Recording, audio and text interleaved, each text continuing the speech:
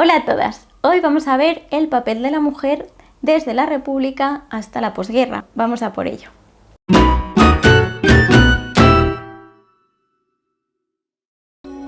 A comienzos de este siglo, más del 70% de las mujeres eran analfabetas. Según las estadísticas, solo un 10% del alumnado de estudios medios pertenecía al sexo femenino. Y aunque niños y niñas compartían aulas, las actividades diferían bastante de acuerdo con el sexo. Por 17.000 varones, solo una mujer asistía a la universidad. Con la llegada de la República, las mujeres empezaron a participar en los partidos políticos y a ocupar cargos solo desempeñados hasta entonces por los hombres. Clara Campoamor y Victoria Kent constituían ejemplos bien representativos de la nueva situación.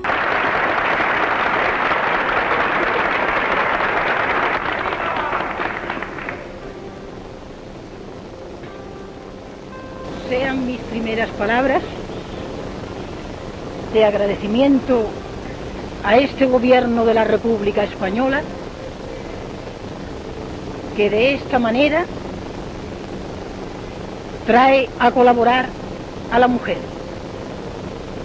Estas palabras no significan en modo alguno un juicio personal. Yo recojo en este momento el sentimiento y el pensamiento de todas las mujeres españolas. La Constitución de 1931, que todos habréis oído hablar de ella, fue la primera en plantear el principio de igualdad entre los sexos. Se aprobó el derecho a voto y el derecho a ser elegidas como diputadas. Y además se excluyeron los privilegios jurídicos por razones de sexo. Podríamos decir que por primera vez en la historia de España la mujer es considerada, al menos en la teoría, ciudadana de pleno derecho. Por mencionar un par de ejemplos, en 1932 se aprueba la ley de divorcio y la ley de matrimonio. Y en 1936, por ejemplo, se regula el aborto voluntario en Cataluña, aunque en su mayoría siguieron recurriendo al aborto clandestino debido al tabú social, al desconocimiento o a la negativa de los médicos de aplicarla. Estas leyes convivían con otras disposiciones no tan igualitarias. Por ejemplo, el Código Civil seguía considerando al marido representante legal de su mujer. Entonces podía disponer del dinero de su mujer y era necesaria su autorización para que ésta firmase un contrato. A todas nos suenan Clara Campoamor, Margarita Nelken, Victoria Kent, Dolores Ibarruri y María Lejárraga. Enemiga encarnizada en los debates a Clara Campoamor. Sí. Diríamos que las 4 mujeres de mayor resonancia en toda esa etapa de la vida política española fueron usted, Clara Campoamor, Federica Montseny y Margarita Nelken. Sin olvidar a la Pasionaria. Exacto. Eso es. Eran 5 entonces. Eso es. 5 pero mujeres Montseny famosas. no estuvo en No estuvo en las Cortes, pero ya empezó a ser un nombre importante. Un nombre, desde luego, de mucho valor, es una persona que yo estimo mucho. Sí. Y la más encarnizada oposición la tenía usted en Clara Campoamor, que ella sí defendía el voto de la todo mujer. trance, pase lo que pase, no importa. Pero ni ella salió, ni yo tampoco. Y no siempre se habla de la controversia que trajo consigo durante la República el sufragio femenino impulsado por Clara Campoamor. La propia Victoria Kent, aunque estuviese convencida personalmente de la capacidad de la mujer de participar en la vida pública, utilizó un razonamiento político muy extendido en la época, aludiendo al analfabetismo femenino y a la influencia que tenía la Iglesia sobre las mujeres. Mi experiencia de los pequeños pueblos y de todo lo que no fuera Madrid y todo eso, era que la mujer no tenía preparación ninguna, políticamente hablando. No tenía más que el marido podía influir o el confesor podía influir en su línea política o moral. Otros, sin embargo, usaron prejuicios de género, como el señor Novoa Santos, que era un médico, y que defendía que la mujer estaba dominada por sus sentimientos y emociones en lugar de por la razón, entre muchas otras tonterías que se dijeron. Queda aprobado el artículo 34. ¡Viva la República de las Mujeres! ¡Orden, orden! Se ha dado una puñalada trapera a la República. Es lo más grave que se ha votado hasta ahora porque ha de favorecer enormemente a las derechas. Ruego a la Cámara que guarde silencio. ¡Orden! Aunque todas estas propuestas fueron rechazadas, es importante mencionarlo para darnos cuenta de que la sociedad del momento estaba muy marcada por el anticlericalismo y por la consideración de que la política no era un espacio propio para las mujeres. De hecho, a todos nos sonará que se culpabilizó a las mujeres del triunfo conservador de las elecciones de 1933, primeras elecciones en las que las mujeres pudieron ejercer su derecho a voto. En las próximas elecciones perdimos las izquierdas. Pero esto no tuvo por qué ser determinante para que ganase la CEDA las elecciones. Hubo otros motivos que posiblemente ayudaron a que fuese así. Por ejemplo, la reorganización de la derecha, lo que se conoce como la abstención anarquista o la desunión de la izquierda. De hecho, en 1936 las mujeres volvieron a votar y esta vez ganó el Frente Popular. Por lo que con esta idea de que las mujeres fueron las culpables de que en 1933 las elecciones las ganase la CEDA, se intenta respaldar la idea de que la política es un ámbito ajeno a las mujeres, cuando no es así, obviamente. Ya hemos visto que la República simbólicamente supuso un avance muy grande para los derechos de la mujer. Pero, ¿qué pasa durante la Guerra Civil?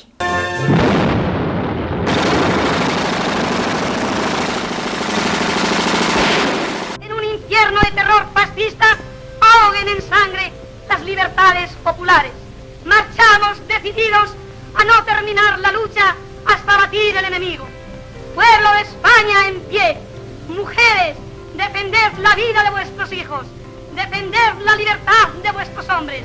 Todos los sacrificios imaginables antes que consentir que triunfen las fuerzas que representan un pasado de opresión, un pasado de tiranía. Durante la Guerra Civil, las mujeres de la zona republicana participaron activamente de numerosas formas. Muchas realizaron trabajos de retaguardia y sustituyeron a los hombres en las fábricas, los talleres, las obras civiles, con alguna que otra resistencia por parte de sus compañeros masculinos, debido al peso de los estereotipos tradicionales. Otras se dedicaron más al trabajo social, a los voluntariados, creando comedores sociales, guarderías o dando asistencia a refugiados o heridos. Autoras como Gloria Anielfa afirman que muchas mujeres comenzaron a sentirse útiles y poco a poco pudo irse desvaneciendo ese sentimiento de inferioridad y subordinación, por lo que el trabajo fuera de casa supondría un instrumento para su independencia económica y para su emancipación. Y por supuesto no me olvido de las milicianas. En un contexto de intensa propaganda política, se convirtieron en todo un símbolo del bando republicano. Y es que las milicianas pasaron a ser un mito que utilizaría incluso la prensa internacional, aunque también fueron objeto de ataques y de campañas de desprestigio. La autora Marie Nash afirma que la figura de la miliciana cobró gran importancia en la propaganda oficial porque fue utilizada en los carteles que llamaban al alistamiento durante los primeros meses de contienda. Esta propaganda, las milicianas, promovían un nuevo papel, una nueva imagen, mujeres activas y resueltas que cogían las armas y se iban al frente. Pero ¿cuál era la realidad? Pues la verdad es que algunos estudios afirman que al margen del mito y de algunas experiencias puntuales y reales, las milicianas continuaron desempeñando, aún en el frente, tareas consideradas propiamente femeninas, como la limpieza, la cocina, el auxilio de enfermos, etcétera, etcétera. Y es que muchas veces se encontrarían con el paternalismo e incluso el rechazo de sus compañeros. Sin mencionar la brevedad de esta experiencia, y es que tanto partidos como sindicatos, también organizaciones femeninas, se pusieron de acuerdo para la retirada de la mujer del frente. Y para otoño del 36, Largo Caballero regulará esta situación a través de decretos militares y se ordenará la retirada del frente de las mujeres. Aunque algunas continuaron formando parte de las milicias, sobre todo en la defensa de determinadas ciudades, los motivos de la retirada de las milicianas del frente pudieron ser muy variados y dispares. Hay muchos estudios que hablan de estas razones, pero todos ellos parecen estar impulsados por un rechazo al género femenino. Mitos como este, o más personales como el de Dolores Ibarruri, han reforzado una imagen de participación femenina en igualdad de condiciones con respecto a los varones y refuerza también un estereotipo muy extendido, como es que la guerra supuso una revolución, un cambio trascendental, sustancial y profundo en la vida de las mujeres, pero no todos los autores están de acuerdo. ¿Vosotros qué opináis? Podéis dejarlo en los comentarios. Hay autoras como Mary Nash que afirman que la guerra se convirtió en un catalizador de la movilización femenina y afirman, voy a leer una cita de ella, que ensanchó los horizontes de la actividad femenina y se abrieron nuevos espacios de actuación pública. Pero no supuso necesariamente una ruptura con la tradicional división sexual del trabajo, ni forzosamente supuso un cambio sustancial en la mentalidad tradicional sobre la mujer. Y ahora vamos a pasar a la posguerra. Si bien es cierto que durante la República y la Guerra Civil se hicieron avances en cuanto al papel de la mujer, en paralelo se estaba desarrollando la reacción a todo aquel movimiento. Y es que este podía ser el motivo de que existiesen ciertas sombras de las que hemos hablado antes, ¿no? Por ejemplo, en 1934 se creó la sección femenina de Falange, con un discurso altamente antifeminista y reaccionario que condicionó la vida de las mujeres de la posguerra. Pero la tarea de la mujer no terminaba con la guerra. Había que dedicarse a la misión de reconstruir, formando a las nuevas generaciones en un espíritu de entrega y servicio. El triunfo del golpe militar en 1936, como ya sabemos todos, supuso una represión grandísima contra los vencidos.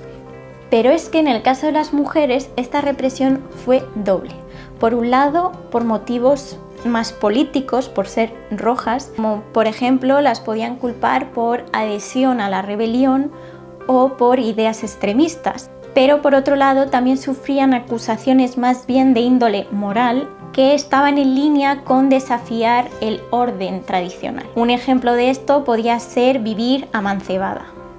Así fue como se demonizó y castigó a las mujeres por su participación en la actividad pública y política, pero también por su actividad autónoma, después de su experiencia de libertad en las etapas anteriores. Y es que socavaban el papel que tenía el franquismo reservado para las mujeres. ¿Verdad que no es tan difícil, con un poco de amor, ser una mujer ideal?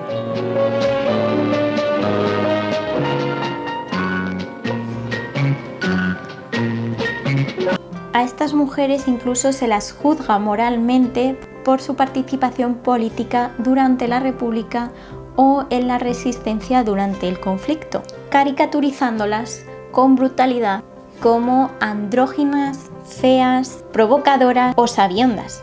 No sé si a las feministas nos suena un poco esto. Y esto Sofía Rodríguez lo califica como violencia simbólica. En la oratoria franquista, estas mujeres masculinizadas desprestigiaban a los republicanos y ponían en duda su virilidad. Las maestras recibieron especial atención por parte de las autoridades, ya que se ocupaban de la educación de las futuras generaciones, siendo depuradas y apartadas por sus ideas políticas, por ser laicas, por practicar el amor libre, etcétera, etcétera. No sé, ¿os suena esto? Quizá a un pen parental a lo bestia. Para justificar los castigos y humillaciones que se estaban llevando a cabo contra estas mujeres, se promovió un tipo de propaganda muy concreta, en la que se presentaba a estas mujeres como depravadas, degeneradas, peligrosas, de baja condición moral y muchos otros adjetivos que se emplearon. Las mujeres acusadas podían ser detenidas y llevadas a cárceles de mujeres o castigadas públicamente sin tener que acabar necesariamente en una cárcel, para finalmente, en el caso de muchas, acabar siendo fusiladas. Las presas sufrieron una gran violencia y fueron chantajeadas emocionalmente. Hay un caso, nos cuenta Mercedes Núñez, de una presa comunista condenada a muerte a la que presionaron para que se confesase a cambio de dejarle amamantar a su hija. Además, los castigos públicos que ya hemos mencionado eran humillantes y de alto sentido simbólico. La mayoría ya los conocemos, son las purgas con aceite de ricino, los rapados de cabeza, que por cierto no son la única vez en la historia de la humanidad que se usan como castigo simbólico contra la mujer, y también los paseos con carteles colgados al cuello o la publicidad que hemos mencionado antes. A partir de los años 60, estas mujeres y otras referencias al pasado más cercano comienzan a desaparecer del discurso franquista. Así se extiende el silencio y con él el olvido, y se impuso el nuevo patrón femenino, caracterizado por la sumisión y la reclusión doméstica. Este nuevo patrón estaba protagonizado por mujeres eficientes, laboriosas, consumidoras, religiosas y moralmente intachables. En este vídeo no he querido reducir la pluralidad de las experiencias femeninas a personajes históricos concretos, porque creo que esto sería una simplificación de la realidad histórica. Estos personajes femeninos que se han heroizado a lo largo de la historia, como podría ser Dolores Ibárruri, no son tan complejos de encontrar en internet si alguien está interesado en ellos. Así que en este vídeo lo que he querido representar más bien son los matices que había en la realidad. Así que, por último, me gustaría mencionar que lo que yo saco en conclusión es que la realidad tiene muchos más matices y a veces simplificamos demasiado la historia. Por ejemplo, las mujeres también participaron de la violencia, ya fuese asaltando iglesias o siendo carceleras y robando los hijos de otras mujeres, como hacían algunas monjas. La asociación de violencia y masculinidad ha hecho que se excluya a las mujeres de estos acontecimientos tanto en la época histórica como posteriormente. Y bueno, hemos llegado hasta el final, así que si os ha gustado este vídeo, suscribíos, dadle me gusta, activad la campanita para que os avise cuando suba nuevo vídeo y comentad, que siempre son bienvenidos los comentarios. También podéis compartir el vídeo con aquellos que creáis que les puede gustar y no os olvidéis de seguirme en mis redes sociales. Tengo Instagram, Twitter, Facebook y una web. Y bueno, pues hasta aquí ha llegado el vídeo de hoy. Nos vemos.